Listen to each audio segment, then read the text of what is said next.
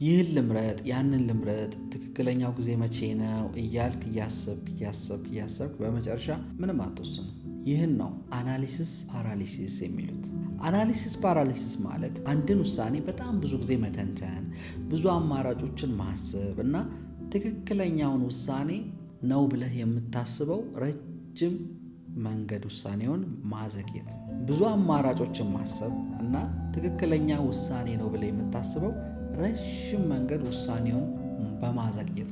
ችግሩ ማሰቡ አይደለም፣ ችግሩ ወደ ድርጊት ሳይቀየር ሲቀር ነው። ማሰብ ብቻ ሆኖ ሲቀር ነው። ለምሳሌ አንድ ቢዝነስ ለመጀመር ትፈልጋለህ።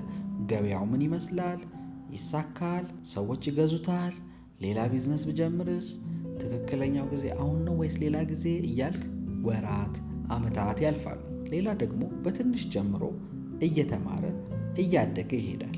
በሽያጭ ዓለም ላይም ይህ ነገር ይከሰታል። ደንበኛው ፍላጎት አለው፣ ግን የሽያጭ ባለሙያው እንደገና ልደውል፣ ምናልባት ይበሳጭ ይሆን፣ ምናልባት አይፈልግም ይሆን እያለ ያዘገያል።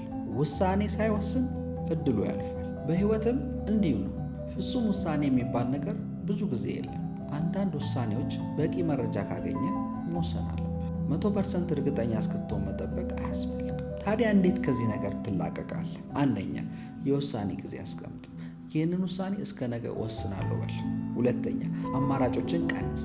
ብዙ አማራጭ ሁል ጊዜ የተሻለ ውሳኔ አያመጣም። ሶስተኛ፣ 100% እርግጠኛ ለመሆን አትጠብቅ። አንዳንድ ጊዜ 70% እርግጠኛ ሆነ መጀመር ከ100% እርግጠኛ ሆነ መቼም ካለመጀመር ይሻላል። አራተኛ፣ ከወሰንክ በኋላ ተግብር። ማሰብ እውቀት ይሰጥሃል፣ ድርጊት ግን ውጤት ይሰጥሃል።